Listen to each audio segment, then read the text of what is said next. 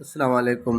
مردوں عورتوں کی بیماریاں، ان میں سب سے پہلے مردوں کی بیماریوں کے بارے میں ایک نایاب ویڈیو اور مکمل تفصیل کے ساتھ، اگرچہ ویڈیو طویل ہونے والی ہے لیکن اس کے اندر بہت ساری ایسی چیزیں ہیں جن کے حاصل کرنے کے بعد آپ کو کافی ساری معلومات اور بہت اچھا علم آپ کو ملنے والا ہے۔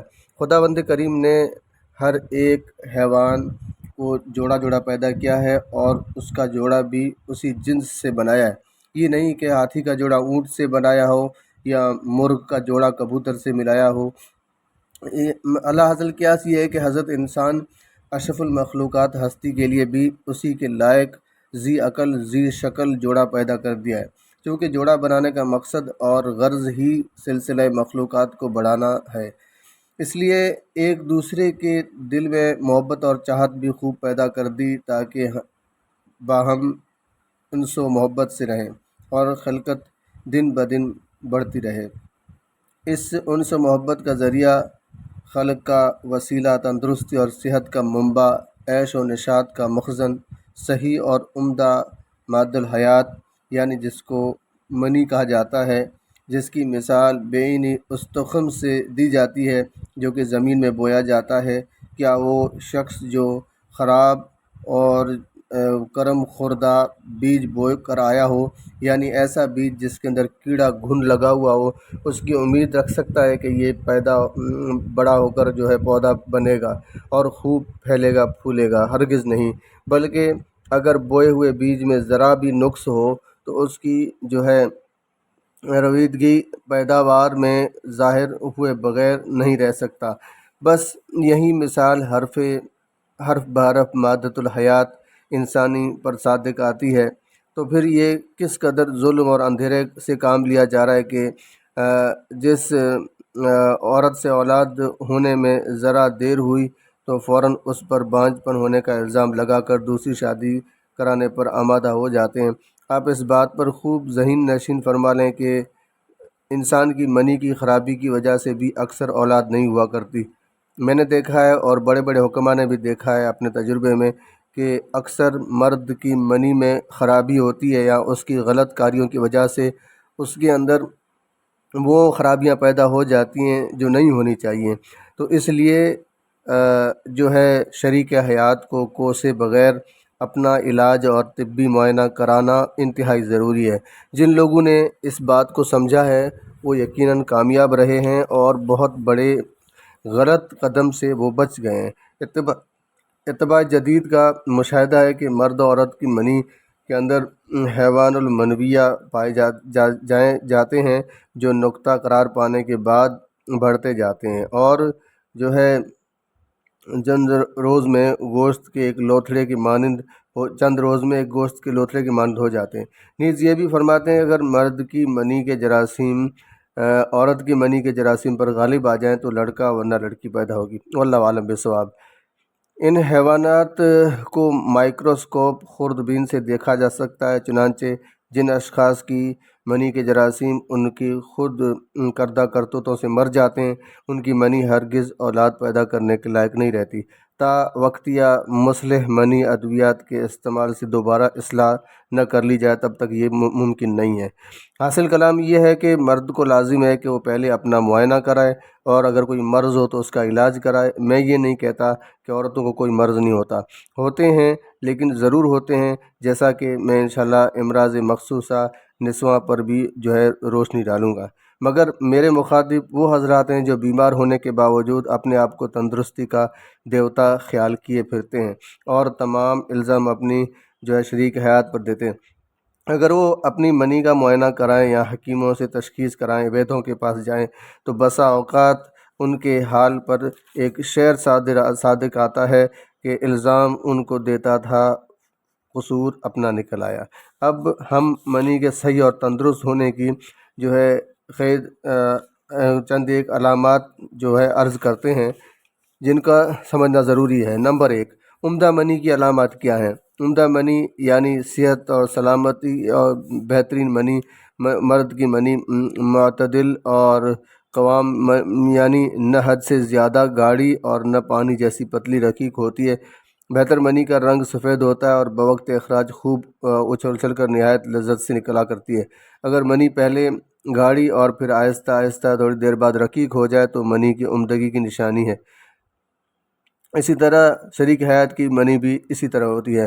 اولاد اگر نہیں ہوتی تو بھی کمزور اور بیمار منی کو خراب کرنے والے بہت سارے اسباب جو ان کے سامنے ہوتے ہیں، جن کی وجہ سے نہ صرف منی خراب ہوتی ہے بلکہ چند ایک اور ایسے امراض لاحق ہو جاتے ہیں جن سے مرد اصل مرد ہی نہیں رہتا۔ منجملہ ان کے میرے نزدیک تو جلق، اغلام اور کثرت جمع ہی تین بڑے سبب ہیں۔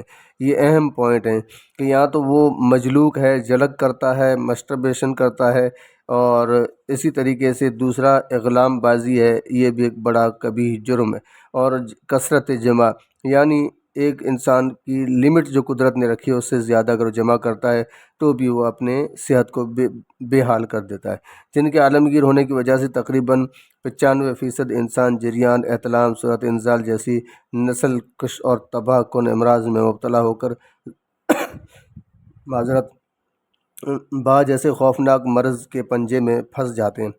پہلے جلق کی تباہ کاریاں یعنی جو ہاتھوں سے اپنی منی کو تباہ کرتے ہیں ان کا تھوڑا سا ذکر سن لیجئے۔ جلق یعنی مشت زنی، ہاتھ سے سرچشمہ حیات منی کو خارج کرنے والے کو مجلوک اور اس فعل نازبہ کو جلق یا استمناء بالید کہتے ہیں۔ یہ بری عادت جب کسی کو پڑ جاتی ہے تو اس کو چھوڑنا محال ہو جاتا ہے، کیونکہ ہاتھ کی رگڑ کی وجہ سے پٹھے ذکی الحس ہو جاتے ہیں اور ان کو بار بار تناؤ ہوتا رہتا ہے، اس لیے وہ اس جرم کے بار بار مرتکب ہوتے رہتے ہیں۔ اکثر لوگ اس کی برائی کو محسوس کرتے ہیں لیکن شیطانی وساوس کی وجہ سے یہ خیال کرتے ہیں کہ بس آج تو اس کام کو کر لو، پھر آئندہ کبھی نہ کروں گا۔ ان کو معلوم ہونا چاہیے کہ اگر وہ یہی سوچتے رہیں گے تو کبھی بھی اس کام کو چھوڑ نہ سکیں گے اور یہ آج یوم قیامت تک ختم ہونے میں نہیں آئے گا۔ اب اس مرض سے پیدا ہونے والی چند ایک خرابیاں بیان کرتے ہیں تاکہ چند منٹ لذت حاصل کرنے والوں کو معلوم ہو جائے کہ وہ جس فعل کو باعث لذت سمجھ رہے ہیں وہ دراصل لذت نہیں ہے بلکہ بے شمار مصیبتوں کا پیش خیمہ ہے۔ جس فعل کو کرنے سے آج وہ 2 منٹ خوش ہوتے ہیں، کبھی ان کو یہی فعل سالوں رلائے گا، یعنی وہ بہت روئیں گے جو یہ فعل کرتے ہیں یا یہ حرام کام جس کی یہ ارتکاب میں لگے ہوئے ہیں، اس لیے اس سے بچنا چاہیے۔ آتے ہم سمجھتے ہیں جلق، مشت زنی، مسٹربیشن، یہ چاہے عورتوں میں ہو چاہے مردوں میں ہو، اس سے پیدا ہونے والی خرابیوں کا مختصر بیان کہ ایک بقول فدا امی و ابی حضرت محمد رسول اللہ صلی اللہ علیہ وسلم کہ جو ہاتھ سے منی نکالتا ہے وہ ملعون ہے اور خدا کی لعنت کا مستجب ہے۔ ہاتھ کی رگڑ سے عضو تناسل کی رگ اور پٹھے کمزور ہو جاتے ہیں اور ان میں خون کا جو ہے دورہ جو ہوتا ہے وہ بند ہو جاتا ہے، نیلی نیلی رگیں ابھر آتی ہیں، پھر عضو تناسل میں کمزور اور ڈھیلا پن پیدا ہو جاتا ہے اور پھر آہستہ آہستہ انتشار کے قابل ہی نہیں رہتا۔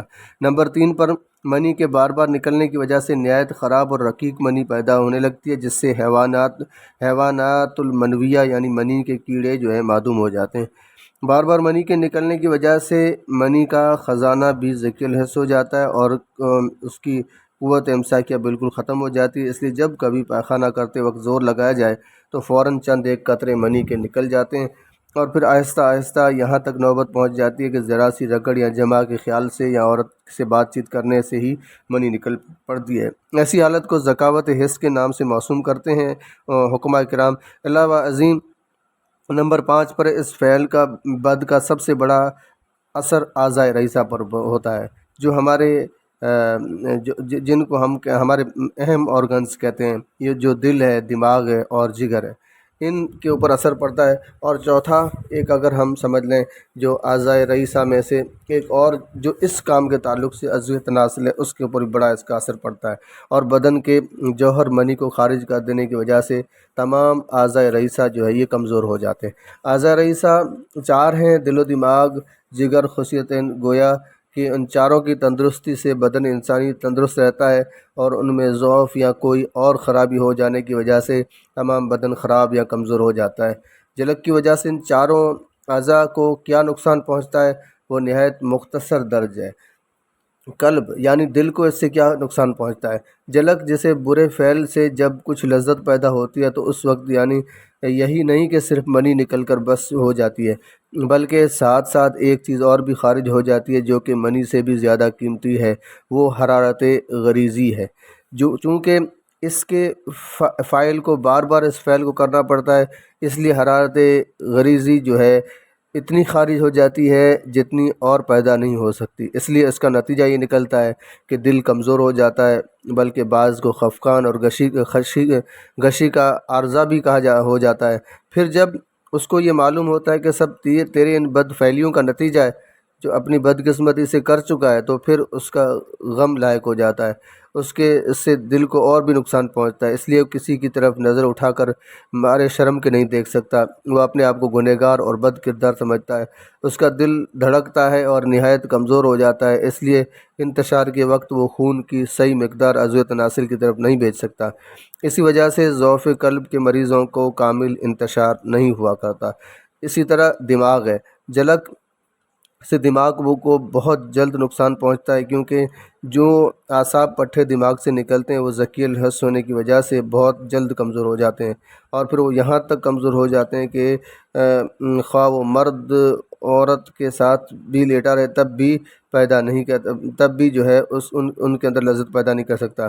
علاوہ ذرا سا چلنے یا بیٹھنے کھڑے ہونے سے آنکھوں کے سامنے اندھیرا چھا جاتا ہے، طرح طرح کے برے خیالات پیدا ہونے لگتے ہیں، اور سب سے بڑی علامت یہ ہے کہ بوقت انزال مرد کو لذت بہت کم آنے لگتی ہے۔ اس لیے وہ جو ہے لذت وہ تزاز اور لذت کی دوائیں لے کر اور بھی کمزور ہو جاتا ہے۔ جگر جو اعضائے رئیسہ میں تیسری چیز ہے، اس سے جلک کی وجہ سے جگر بہت جلد کمزور ہو جاتا ہے، کیونکہ منی کے زیادہ خارج ہو جانے کی وجہ سے خون کی زیادہ ضرورت پڑتی ہے۔ اس لیے جگر کو خون بنانے کے لیے زیادہ کام کرنا پڑتا ہے، لیکن جو خون پیدا ہوتا ہے وہ منی بنانے میں جو ہے صرف ہو جاتا ہے۔ اس لیے جگر کو پوری خوراک نہیں ملتی، اس وجہ سے جگر بہت جلد کمزور ہو جاتا ہے، اور جلک لگانے والے یعنی مشت زنی کرنے والے، ہاتھ سے منی خارج کرنے والے، بدن میں خون کی کم ہونے کی باعث اس کے دن بدن رنگت زرد ہو جاتی ہے بدن کی، اور نیز اس کی بھوک بند ہو جاتی ہے اور اس کا جگر خراب ہو جاتا ہے۔ اسی طرح خصیتین، اس فعل بد کی وجہ سے یہ دونوں عضو بھی نہیں بچ سکتے، چونکہ خون سے منی کو یہی عضو بناتے ہیں۔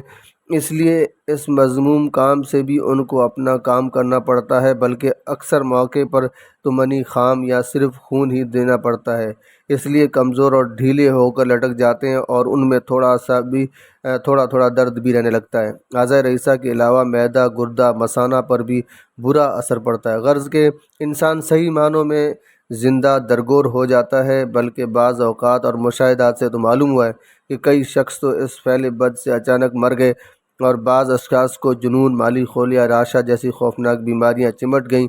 لہٰذا پکار کر کہا جاتا ہے کہ بھائیوں، اس فعل سے بچو اور اپنے آپ کو ہلاکت میں نہ ڈالو، ورنہ تمام عمر پچھتاؤ گے۔ اپنے بچوں کا خاص طور پر خیال رکھو، ان کو خراب عادت لڑکوں کے ساتھ نہ ملنے دو، بلکہ دو بچوں کو ایک جگہ چھوڑ کر کبھی بے پرواہ نہ رہو، اور نہ وہ ضرور اس جو عادت کو جو ہے پہنچ جائیں گے اور سیکھ جائیں گے، مرتکب ہو کر اپنے آپ کو یہ تباہ کر بیٹھیں۔ اس لیے اپنے آپ کو، اپنی صحت کو، اپنے بچوں کی صحت کو ضرور مد نظر رکھنا چاہیے۔ اغلام بازی کے بارے میں اس کے بعد کا موضوع انشاءاللہ پیش کیا جائے گا، تب تک کے لیے اجازت دیجیے۔ نئے آنے والے دوست جو ہیں چینل کو سبسکرائب کریں اور کمنٹ دیں، اسی طریقے سے لائک بھی کریں، شکراً۔ اس کے بعد دوسرے نمبر پر جس چیز سے لوگ زیادہ اپنی صحت کو اور اپنے تمام معاملات کو خراب کر لیتے ہیں وہ اغلام بازی۔ اس کی مفصل حقیقت اور اس کے برے نتائج جو ہے سبھی لوگ جانتے ہوں گے، لیکن یہاں صرف اتنا ہی عرض کر دیتا ہوں کہ یہ فعل اس سے بھی برا ہے کہ آدمی منی ہاتھ سے خارج کرے، نہ صرف اس لیے کہ ہماری شرع میں حرام ہے، بلکہ اس کے مرتکب ہونے سے چونکہ فاعل کو بہت زور لگانا پڑتا ہے، نیز انسان طرح طرح کے امراض میں مبتلا ہو جاتا ہے۔ اس سے تخم انسانی یعنی منی کا ستیہ ناش ہو جاتا ہے اور وہ اولاد پیدا کرنے کے قابل ہی نہیں رہ جاتا۔ لہٰذا اس فعل سے سخت متحرز رہنا چاہیے، یعنی اس سے بچنا چاہیے۔ اب آتے ہیں علاج کی طرف۔ ضعف با یعنی کمزوری مردان کی اور اس کا علاج۔ جب انسان اپنی بدفعلیوں کی وجہ سے اپنی طاقت کو ضائع کر بیٹھتا ہے تو اس کے دل میں طرح طرح کے برے خیالات پیدا ہوتے رہتے ہیں اور اپنی بے عقلی اور کوتاہ اندیشیوں کا احساس ہوتا ہے۔ اس لیے اپنی صحت کو برباد کر چکنے کے بعد اپنی جان تک کو قربان کر دینے پر تیار ہو جاتا ہے، لیکن پھر دل میں سوچتا ہے کہ خدا نے ہر بیماری کا علاج پیدا کیا ہے، اس لیے ضروری ہے کسی حکیم سے، ڈاکٹر سے علاج کرانا چاہیے۔ مگر جب اپنے اندرونی کمزوری اور قابل شرم کرتوتوں کی طرف خیال کرتا ہے تو مارے شرم کے خاموش ہو جاتا ہے، اور اس وقت اس کی جان عجیب کشمکش میں پڑ جاتی ہے۔ بقول شخص کہ چھپائے بنے نہ بتائے بنے۔ قصہ مختصر: اگر کسی لائق حکیم سے اس کا علاج کروا لے تو ٹھیک ہے، ورنہ اکثر تو جو ہے کون کہتا ہے کہ نامردی کی دوا نہیں۔ نامردی ایک ہی خوراک میں دودھ، شیر مرد بنانے کی اکسیر، آپ 10 نکاح کر سکتے ہیں۔ یہ بہت سارے ڈائلاگ آپ نے سنے ہوں گے، لیکن یہ سب فالتو کی چیزیں۔ اگر آپ کے اندر ایک چیز ہے کہ آپ سمجھتے ہیں کہ حاضر دماغی سے اور جو ہے منکسر المزاجی سے آپ جو ہے علاج کروانا چاہتے ہیں تو آپ کا علاج ہو سکتا ہے، چاہے آپ کسی سے بھی کرائیں۔ جلد بازی اگر آپ کریں گے، آپ سمجھیں گے کہ آپ کی 20 سال کی اتنی ساری بیوقوفی اور احمقیوں کا علاج صرف مہینے بھر میں ہو جائے تو آپ پہلے سے بھی زیادہ بیوقوف اپنے آپ کو سمجھیے۔ تو اس لیے اس میں جو ہے آپ کو بہت زیادہ ضروری ہے کہ آپ جو ایک طرح کا دماغ بنا لیں کہ آپ کا علاج چاہے کتنے ہی عرصے میں ہو لیکن ہو جائے گا، تو یہ آپ کر سکتے ہیں۔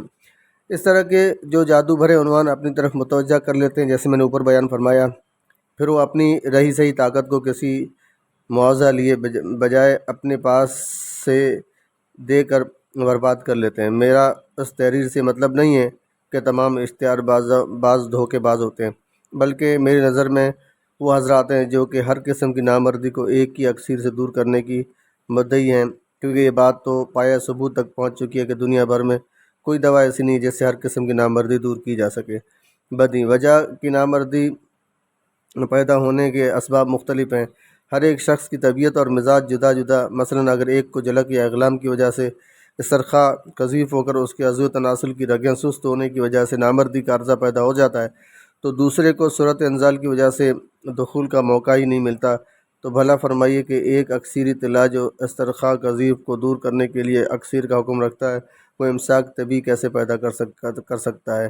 یا وہ جو اپنے اندر امساک پیدا کرنے کا لاسانی جوہر رکھتی ہو، وہ رگوں کی سستی کو کس طرح دور کر سکتی ہے؟ غرض یہ کہ ایسی بے شمار مثالیں جن سے فارمین جو ہے قارئین خود اندازہ لگا سکتے ہیں کہ جو کچھ ہم نے عرض کیا ہے کہاں تک مبنی بر صداقت ہے اور صحیح ہے۔ اگر آپ ہمارے ہم خیال ہو چکے ہیں تو ہم آپ کی بھلائی کے لیے چند ایک اور باتیں عرض کرنا چاہتے ہیں جن سے انشاءاللہ آپ کو ضرور نفع پہنچے گا۔ یاد رکھیے، ضعف با کے مریضوں کا علاج کرنا بہت مشکل کام ہے، صرف اسی لیے نہیں کہ بیماری مشکل سے جانے والی ہے، بلکہ اس لیے بھی کہ اس کا مریض بہت ہی وہمی مزاج ہوتا ہے۔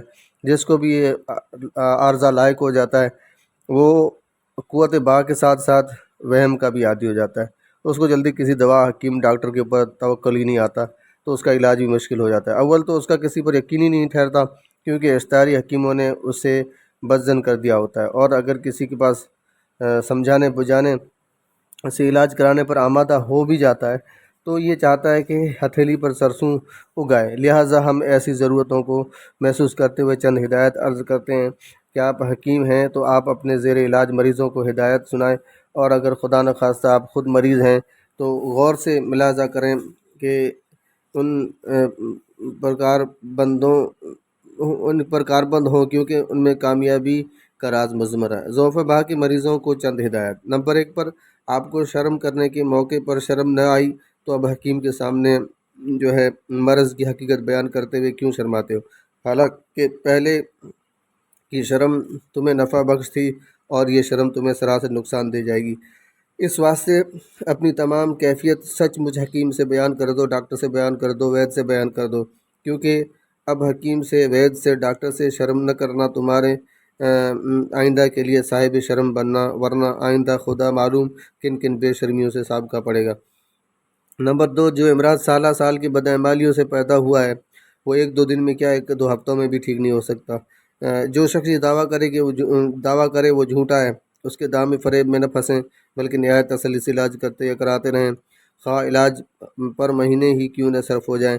نمبر 3، ذرا سوچو تو صحیح کہ تم نے جس بیماری کو بہت سے داموں سے مول لیا ہے، اب اس بیماری کو دور کرنے اور گم شدہ صحت کو واپس لانے کے لیے کیا داموں کی ضرورت نہ ہوگی۔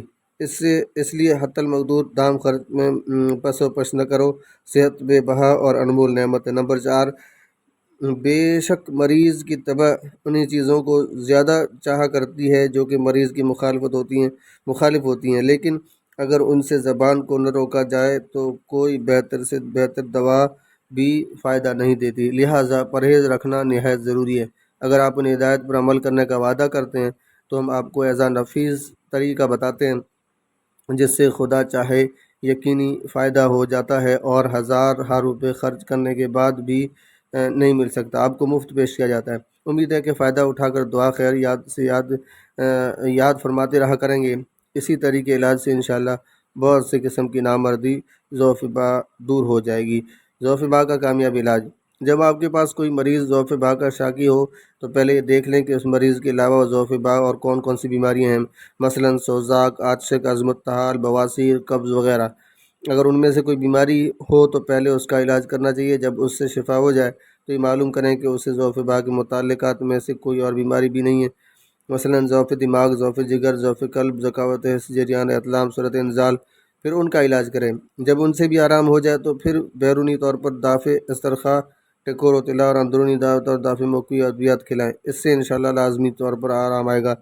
اب ہم ان امراض کا علیحدہ نہایت مختصر بیان اور علاج لکھ کر پھر مقوی ادویات اور طلا اور ٹکور کے نسخے جات بتائیں گے۔ سوزاک، عاطشک، عظم الطحال، بواسیر، ضعف دماغ، ضعف قلب، ضعف جگر وغیرہ کے بیان ما علاج پہلے ذکر کیے جا چکے ہیں، اس سے پہلے کئی ویڈیو میرے چینل پر موجود ہیں، لہٰذا ان کے لکھے موجب علاج کرانا چاہیے۔ البتہ ہم ذیل میں ذکاوت حس، جریان اطلام، صورت انزال وغیرہ کا ذکر کرتے ہیں، ان کے ساتھ ساتھ نہایت عجیب و غریب تیر بہدف مجروبات پیش کرتے ہیں جن کو آزما کر آپ انشاءاللہ ضرور کامیاب ہو جائیں گے۔ میرے چینل پر لڈو بنانے کا نسخہ موجود ہے جو کہ بہت اچھا ہے، اس کو اگر آپ استعمال کریں گے یقیناً میں گارنٹی سے کہہ سکتا ہوں آپ کو وہ بہت زیادہ فائدہ دے گا۔ ذکاوت حس جلک لگانے سے یا کثرت جمع کے وجہ سے پٹھوں کی حس تیز ہو جاتی ہے اور یہ مرض یہاں تک ترقی کر جاتا ہے کہ اس کے مریض کو ذرا سے خیال سے تحریک پیدا ہو کر انتشار ہو جاتا ہے۔ ننگی تصویر دیکھنے، عورت سے بات کرنے، بلکہ کپڑے سے رگڑ عضو تنہا انتشار ہو کر منی نکل جاتی ہے، بلکہ اس کے مریض کا کپڑا ہر وقت ناپاک رہنے لگتا ہے۔ یہ مرض ضعف با کے مریضوں کسی میں کم اور کسی میں زیادہ پایا جاتا ہے، لہٰذا سب سے پہلے اس چھوٹی سی خواہش کو دور کر دینا چاہیے، کیونکہ جب تک یہ مرض دور نہ ہوگا کوئی مقوی دوا بھی فائدہ نہیں دے گی، جسے کہ فلسفی ظاہر ہے کہ مقوی دوا سے تحریک پیدا ہوگی اور تحریک ہوتے ہی منی خارج ہو جایا کرے گی۔ اس مرض کو دور کرنے کی چند مفید نسخہ جات درج ذیل ہیں جو چاہا بنا کر استعمال کریں۔ یاد رہے کہ اس مرض کا علاج گویا انسان کو ٹھنڈا کر دیتا ہے، لہٰذا مریض کی باتیں سن کر گھبرانا نہیں چاہیے۔ معذرت۔ صفوف ذکاوت حس، یہ پہلا نسخہ بیان کرنے جا رہا ہوں۔ کشتہ کلئی پارا شورا والا یہ 6 ماشا ہے، پوٹاشیم برومائڈ یہ 1 ماشا ہے، دونوں کو ملا لیں۔ ملانے کے بعد باریک پیس کر تمام دوا کی 12 پوڑیاں بنا لیں۔ ترکیب استعمال: صبح کے وقت 1 پوڑیا مکھن میں ملا کر کھلائیں، دودھ کی لسی سے دیا کریں، انشاءاللہ چند روز میں ذکاوت حس دور ہو جائے گی۔ تو اسی طرح کشتہ کلئی پارا شورا والا، اس کی بہت ساری ویڈیوز یوٹیوب پر موجود ہے، آپ دیکھ سکتے ہیں، اور انشاءاللہ اس ضمن میں جو آگے اور باتیں رہ جاتی ہیں ان کو، اور جو نسخے ہیں ان کو میں ضرور آپ کے سامنے پیش کروں گا، اس کی پوری ڈیٹیل میں آپ کے سامنے لاؤں گا۔ تب تک کے لیے اجازت چاہتا ہوں۔ نئے آنے والے دوستوں سے گزارش ہے کہ چینل کو لائک سبسکرائب ضرور کریں، اپنی رائے کا اظہار ضرور دیں۔ شکریہ۔